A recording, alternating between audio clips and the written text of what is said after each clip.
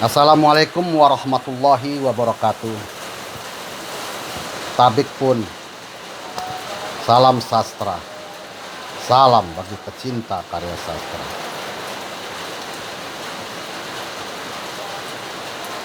Seperti yang sudah saya katakan pada konten sebelumnya, bahwasanya penyair tidak berada di awan-awan, dan puisi lahir bukan dari awang-awang, atau puisi merupakan khayalan belaka atau karangan seorang pengarang. Puisi selalu berada di bumi di mana penyairnya berpijak. Artinya, puisi tidak akan lepas dari fakta-fakta yang ada. Tetapi fakta dalam puisi berbeda dengan fakta yang ada dalam keseharian, dalam berita-berita di media massa. Dalam puisi, fakta itu disamarkan oleh metafor atau majas, oleh permainan-permainan kata, oleh pilihan-pilihan kata atau diksi, juga imajinasi seorang pengarang.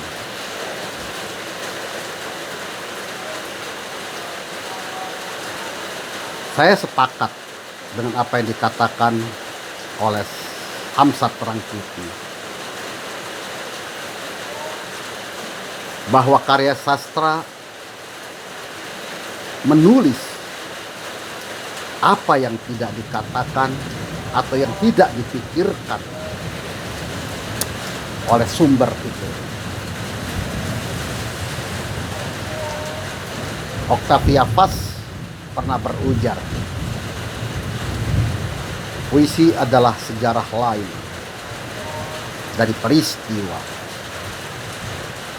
Di sini penyair sebelum menulis tentu ia melakukan tafsir pada peristiwa, tafsir pada fakta-fakta yang ada, sehingga dalam sebuah puisi fakta yang ada bukan lagi fakta keseharian, fakta dalam peristiwa yang ada, tapi fakta sekali lagi disamarkan sehingga ada tafsir-tafsir lain dari sebuah puisi itu sendiri. Ini yang pertama, fakta yang disamarkan. Berikutnya adalah ada banyak penyair menulis dari apa yang mendapat, dari apa yang ada dalam pikiran dia, dalam imajinasi dia, dalam sekelebat imajinasi dia. Bahkan ada puisi yang cenderung lepas dari fakta. Ia bertumpu benar-benar kepada imajinasi. Almarhum Sapardi Djoko Damono pernah berkata, ia menulis puisi, ketika ia niatkan ingin menulis puisi, ia tak berpikir apakah temanya ini atau apa yang akan dibicarakannya ini. Ia benar-benar lahir dari imajinasi yang ada dalam kepalanya saat itu. Ia bicara tentang bulan Juni misalnya. Kemungkinan puisi itu lahir bukan di bulan Juni, dan lain sebagainya. Saya juga pernah mendapatkan kata-kata yang saya anggap puitis dan memiliki kekuatan puitik yang kemudian menjadilah puisi. Misalnya, aku tandai tahi lalatmu dari dunia kanak-kanak dan seterusnya. Akhirnya lahirlah puisi itu dengan judul Aku Tandai. Atau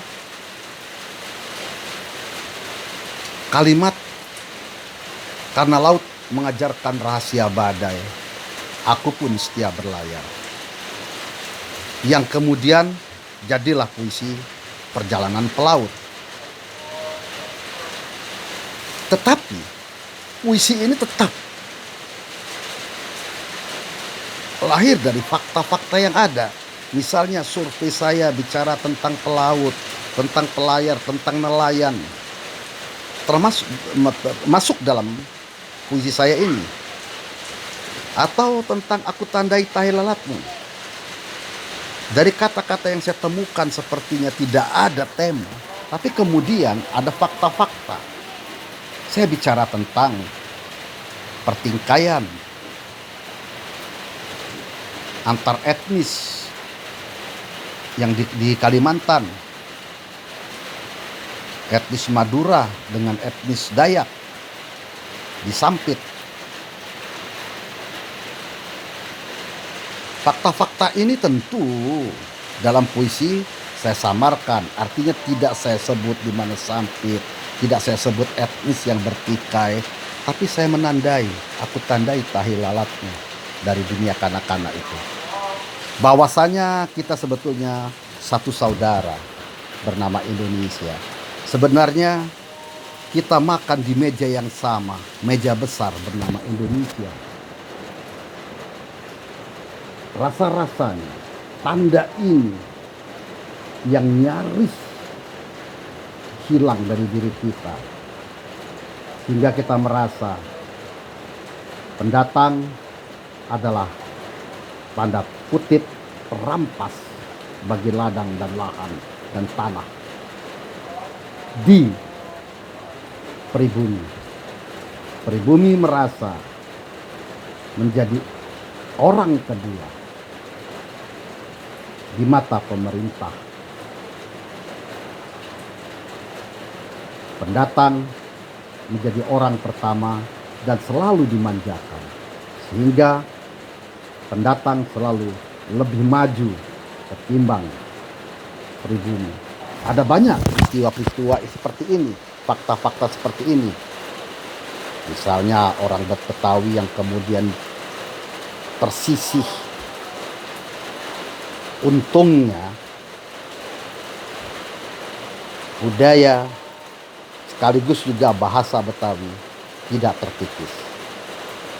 Di Lampung juga populasi orang Lampung juga sangat sedikit dibanding pendatang. Tapi apakah iya pendatang ketika ia sudah meminum sumur, meminum air tanah Lampung masih disebut juga pendatang? Saya kira tidak.